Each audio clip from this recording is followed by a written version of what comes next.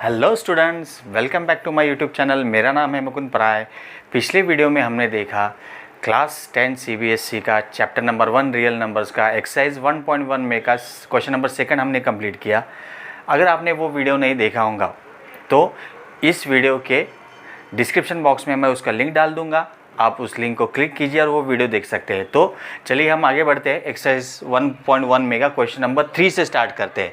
तो question number 3 में क्या दिया है? Question number 3, find the LCM and HCF of the following integers by applying prime factorisation method. हमें इंटीजर्स दिए, उसके हमको एलसीएम एंड एचसीएफ निकालने हैं, लेकिन किस मेथड से? प्राइम फैक्टराइजेशन मेथड से निकालने। तो चलिए स्टार्ट करते हैं। हमने पिछले क्वेश्चन में देखा कि फैक्टर्स कैसे, प्राइम फैक्टर्स कैसे निकालने। तो फर्स्ट नंबर ले लेंगे हम। फर्स्ट नंबर है 12। यहाँ पे क्राइटेरिया तो आपको पता हो गया, डिविजिबिलिटी क्राइटेरिया क्या है? यूनिट प्लेस पे 2 है तो 2 से डिविजिबल है। 2 6 ज़ा 12, 2 3 ज़ा 6, 3 1 ज़ा 3। तो 12 के फैक्टर्स आ गए 2 into 2 into 3। Again next number 12 हो गया। नेक्स्ट नंबर है 15।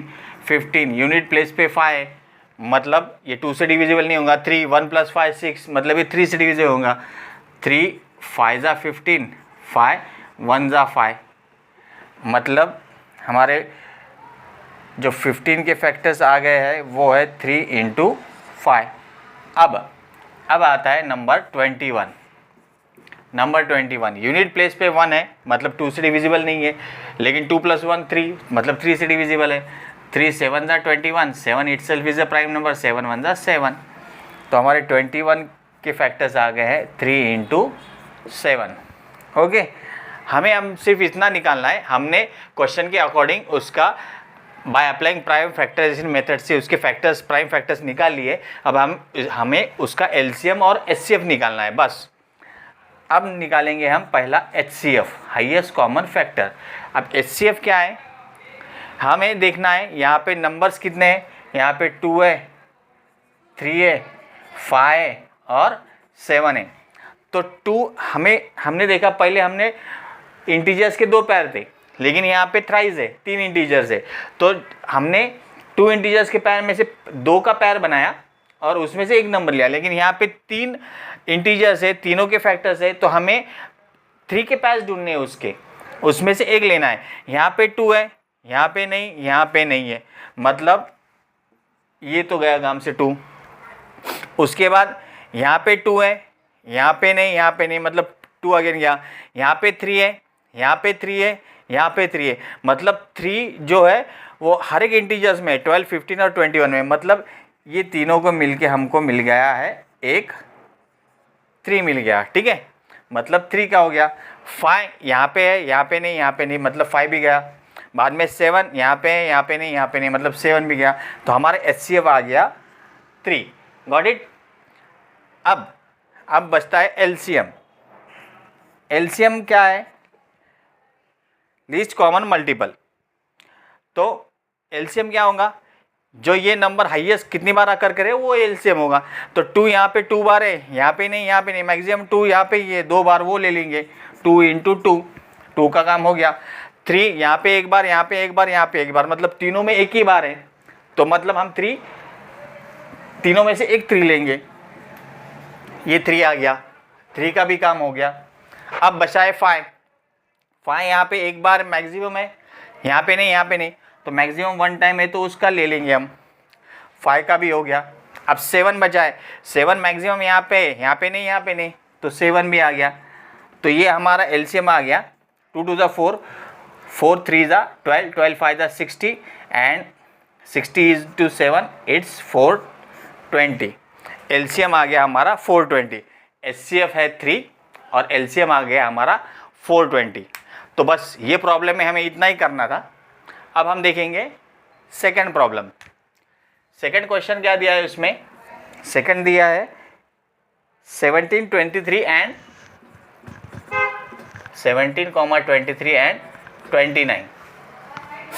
अब ज़रा ध्यान से देखिए ये नंबर को, 17 23 एंड 29। क्या दिख रहा है ये नंबर? ये तीनों भी प्राइम नंबर्स है। प्राइम नंबर से मतलब उसके फैक्टर्स नहीं आते। प्राइम नंबर जो होते हैं प्राइम नंबर्स किसी कहते हैं कि वो खुद से ही डिविजिबल होते हैं, मतलब खुद के टेबल में आते हैं, उसके खुद के टेबल के अलावा किसी के टेबल में नहीं आते। तो हम इसके फैक्टर्स निकालेंगे। 17 प्राइम नंबर है तो 17 वन ज़ा 17, 23 के फैक्टर्स 23 वन ज़ा 23 एंड 29 के फैक्टर्स 29 वन ज़ा 29। तो 17 के आ गए 17, 23 के आ गया 23 फैक्टर एंड 29 के आ गया 29। तो हम HCF निकालेंगे। अब यहाँ पे ध्यान से देखिए, highest common factor, highest common हमारे पास नंबर कितने हैं? 17 है, 23 है, 29 है, 3 नंबर है हमारे पास, 3 नंबर है। लेकिन यहाँ पे एक का भी पैर नहीं बन रहा, तीनों में अलग अलग है।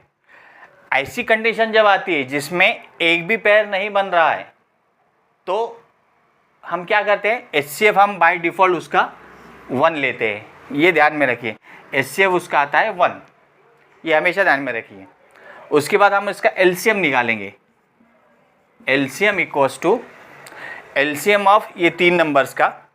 अब तीनों नंबर हाईएस्ट खुद के ही फैक्टर्स में, हाईएस्ट एक एक बार सब में, मतलब हम तीनों नंबर लेने पड़ेंगे हमें, ये भी और ये भी, 17, 23 और 29।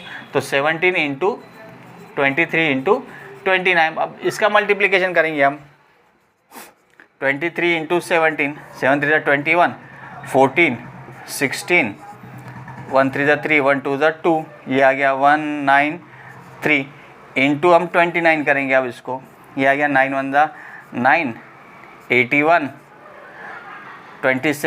27 एंड 8, ये आ गया 35।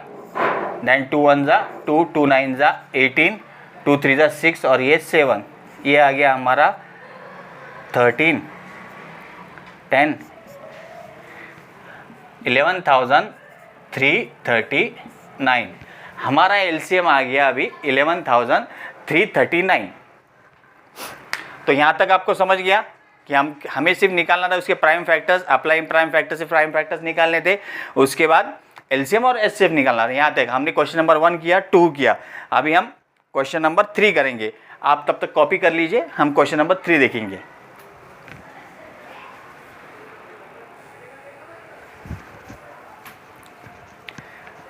क्वेश्चन 3 में से थर्ड करेंगे। थर्ड क्वेश्चन है 8, 9 एंड 25। ये इंटीजर्स दिए 3 और इसके हमें by applying prime factorisation LCM और HCF निकालना है। तो पहला 8 का निकालेंगे, इजी है। 2 4 ज़ा 8, 2 2 ज़ा 4, 2 1 ज़ा 2। सो 8 के फैक्टर्स आ गए हमें 2 इंटू 2 इंटू 2। उसके बाद आता है 9, 9 ये तो 3 के टेबल में आता है, 3 3 ज़ा 9, 3 1 ज़ा 3। तो 9 के फैक्टर्स आ गए हमें 3 इंटू 3। इसके बाद आते हैं हमें 25, ये 2 से डिविजिबल नहीं है, 2 + 5 7, 3 से भी डिविजिबल नहीं है। 25 ये तो 5 के टेबल में आता है, 5 5 ज़ा 25, 5 1 ज़ा 5। तो अगेन 25 के जो फैक्टर्स आ रहे हैं वो है 5 इंटू 5। अब हमारे पास नंबर देखिए कितने हैं, 2 है, 3 है और 5 है, 2 3 और 5 है। तो हमें HCF निकालना है। HCF है हाईएस्ट कॉमन फैक्टर। ट्रिपलेट ढूंढना है हमें, ट्रिपलेट में से एक नंबर लेंगे हम। तो यहाँ पे 2 है, यहाँ पे नहीं, यहाँ पे नहीं, मतलब 2 कैंसिल हो गया। यहाँ पे भी 2 है, यहाँ पे नहीं, यहाँ पे नहीं, यहाँ पे नहीं, मतलब ये फिर से कैंसिल हो गया, ये भी कैंसिल हो गया। अब 3 देखिए, 3 यहाँ पे है, यहाँ पे नहीं, यहाँ पे नहीं, मतलब 3 भी गया। 5 यहाँ पे है, यहाँ पे नहीं, यहाँ पे नहीं, मतलब 5 भी गया। मतलब हमने पिछले एग्जांपल में देखा, अगर ऐसी सिचुएशन आती है जिसमें एक भी हमें ट्रिपलेट नहीं मिलता है तो उसका HCF बाय डिफ़ॉल्ट 1 आता है, ठीक है। अब हम ढूंढेंगे LCM। इसका LCM क्या है? Least common multiple. हम देखना है 2 और 3 और 5 हाईएस्ट कहाँ पे आकर हो रहे हैं, कितनी बार आकर हो रहे हैं। अब यहाँ पे 2 जो है 3 बार, हाईएस्ट टाइम 8 में आकर हो रहे हैं, 8 के फैक्टर्स में, तो हम वो उतना ले लेंगे 2 इंटू 2 इंटू 2 बराबर। अब 2 का काम हो गया। अब 3 2 बार 9 के फैक्टर्स में, तो वो भी लेना पड़ेगा हमको 3 इंटू 3 भी हो गया। अब 5 2 टाइम्स है, ये भी लेना पड़ेगा हमको 5 इंटू 5। तो LCM क्या आ गया, 2 2 ज़ा 4, 4 2 ज़ा 8, 8 3 ज़ा 24, अब 24 इंटू 3 इंटू 25, अब ये आ गया, हमें जो मिला है वो एलसीएम मिला है 72 इंटू 25, 72 इंटू 25 टू ज़ा 10, 35, 36, 0, 2 टू ज़ा 4, 2 7 ज़ा 14, ये आ गया 10, 7, 8, आ गया है हमारा एलसीएम 1800, हमें एलसीएम मिल गया है 1800। इसका हमने प्रोडक्ट ले लिया 24 into 3 into 25, 24 into 3 to 72, 72 into 25 is 1800। So HCF आ गया हमारा 1, एलसीएम आ गया हमारा 1800। सो स्टूडेंट्स, हमने एक्सरसाइज 1.1 में का क्वेश्चन नंबर 3 हमने कंप्लीट कर लिया। अब हम देखेंगे एक्सरसाइज 1.1 में का क्वेश्चन नंबर 4।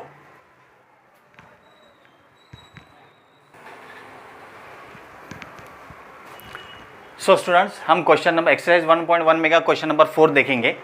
क्वेश्चन नंबर 4 में क्या दिया है? Question number 4, given that HCF of 306, 657 is equal to 9, find the LCM 306, 657। मतलब हमें क्या दिया है? एचसीएफ दिया है ये दो नंबर का 306, 657 का, वो है 9। हमें एलसीएम फाइंड करना है, एलसीएम ऑफ 306 और 657 का, ठीक है। तो हम कैसे करेंगे? हम इसके फैक्टर्स नहीं निकालेंगे, हम डायरेक्ट फार्मूला का इस्तेमाल करेंगे। हमें जो फार्मूला पता है LCM into HCF equals to product of two numbers, वो डायरेक्टली अप्लाई करेंगे और हम उसको ये करेंगे। अब पहला लिखेंगे गिवन डेटा। गिवन डेटा क्या है? एचसीएफ दिया है हमें 9, ठीक है। हमें फाइंड करना है एलसीएम। हमें प्रोडक्ट भी दी है टू नंबर्स जो दिए हम उसको लिख सकते हैं फर्स्ट नंबर और सेकंड नंबर, इसको फर्स्ट और सेकंड नंबर लिख सकते हैं। टू नंबर्स दिए हैं, first number equals to 306, second number equals to 657, ये हम लिख सकते हैं। तो मैंने शॉर्टकट में लिख दिया, टू नंबर्स के फर्स्ट नंबर 306 और सेकंड नंबर 657, ये हमें डेटा दिया है, हमें एलसीएम निकालना है इसका। तो हम पहले फॉर्मूला लिख लेंगे। फॉर्मूला क्या है हमारा? LCM into HCF equals to product of two numbers, ठीक है। अब वैल्यू सब्स्टिट्यूट कर देंगे हम। एलसीएम क्या है वो तो निकालना है हमें, वो तो पता नहीं हमें एलसीएम क्या है। तो एलसीएम को हम जैसा कि वैसा रखेंगे, इनटू एचसीएफ दिया है हमें 9, वो वैल्यू सब्स्टिट्यूट कर देंगे, वो है 9। प्रोडक्ट ऑफ टू नंबर्स कौन से हमारे? 306, 657, फर्स्ट और सेकंड नंबर, उसका हम प्रोडक्ट लेंगे 306 इंटू 657, ठीक है। अभी हमारे पास यहाँ पे एक अननोन है और ये नंबर्स है, तो हम क्या करेंगे? एलसीएम निकालना है तो ये 9 मल्टीप्लिकेशन में वो साइड भेज देंगे, तो ये जाके बैलेंस इक्वेशन करना है तो 9 से उसको डिवाइड करेंगे। तो एलसीएम क्या आएगा हमारा? LCM equals to 306 into 657 upon 9, ठीक है। अब हम इसको सिंप्लीफाई नहीं करेंगे, क्यों? अब देखिए यहाँ पे ये सीधा सीधा सिंप्लीफाई कट हो रहा है। 306 ये पूरा के पूरा 9 से डिविजिबल है। यह देखिए इसका डिविजिबिलिटी देखिए, 3 + 0 + 6 कितना आ रहा है? 9। फिर 9 से 9 डिविजिबल है, 306 डिविजिबल बाय 9। तो 9 के टेबल में 306 को कितनी बार आता है? 9 1 ज़ा 9, 9 34 ज़ा 306, ठीक है। अब हम सिंप्लीफाई करेंगे, 657 इंटू 34 करेंगे, 657 इंटू 34, ये आ रहा है 4 7 ज़ा 28, 4 5 20, 22, 4 24 and this is 26, 0 21, 15 16 17 18 and this is 19। इसको हम प्लस करेंगे, 8 3 13 12, इट्स 22,338। एलसीएम आ गया है हमारा, एलसीएम इक्वल्स टू 22,338। हमें जो बोला गया था एलसीएम फाइंड आउट करो, हमने एलसीएम फाइंड आउट कर लिया, बस ये क्वेश्चन में इतना ही था। ठीक है,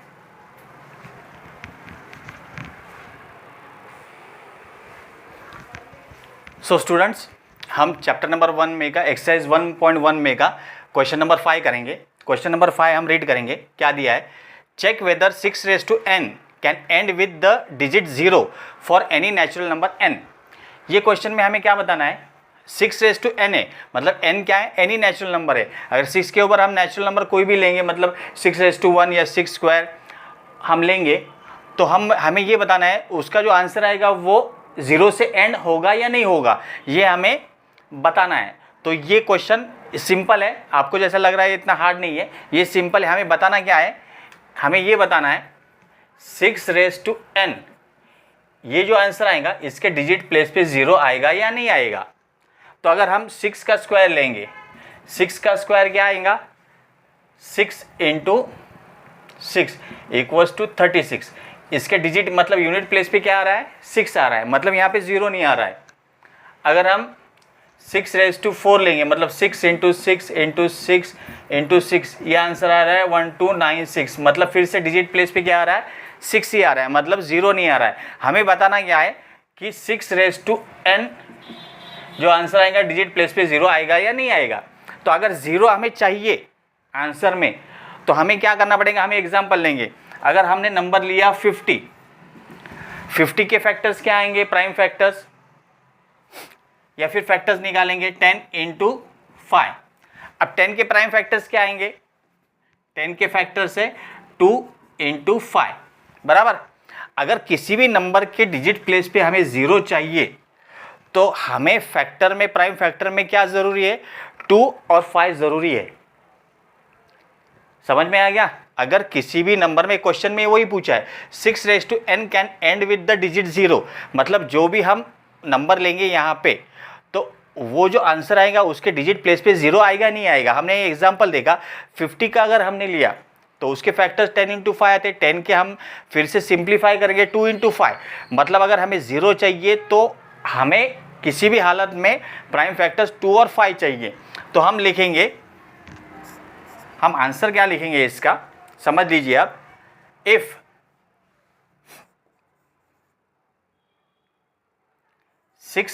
n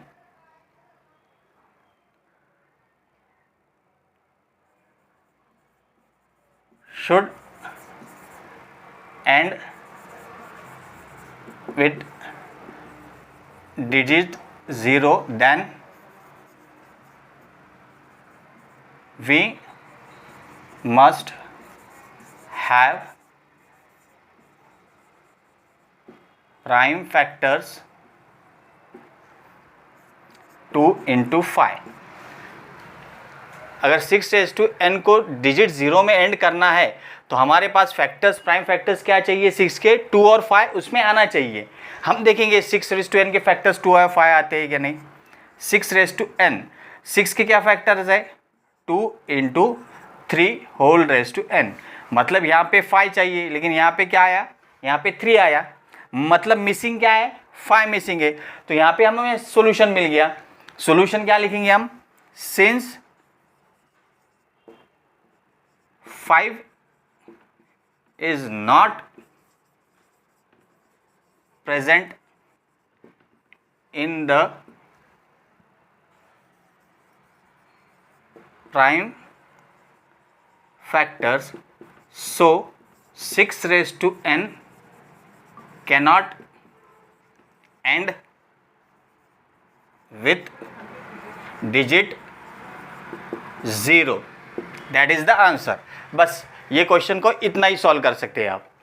हमने देखा 6n के फैक्टर्स अगर 0 चाहिए डिजिट प्लेस पे, एक एग्जांपल लेके देखा 2, हमें जो हमने देखा 2 × 5 ये प्राइम फैक्टर्स आना चाहिए अगर डिजिट प्लेस पे 0 चाहिए, लेकिन 6 के फैक्टर्स क्या है, 2 × 3, मतलब 5 मिसिंग है यहाँ पे। तो हमने वही लिख दिया, since 5 is not present in the prime factors, so 6n cannot and with digit 0। So students, हमने ये वीडियो में क्वेश्चन नंबर 3, 4, 5 को हमने कंप्लीट किया। तो आपका कोई क्वेरी होंगी तो प्लीज़ मुझे कमेंट बॉक्स में लिखिए, और वीडियो अच्छा लगा होगा तो प्लीज़ आपके फ्रेंड्स को शेयर कीजिए और हाँ प्लीज़ चैनल को सब्सक्राइब करने के लिए मत भूलिएगा। Thank you.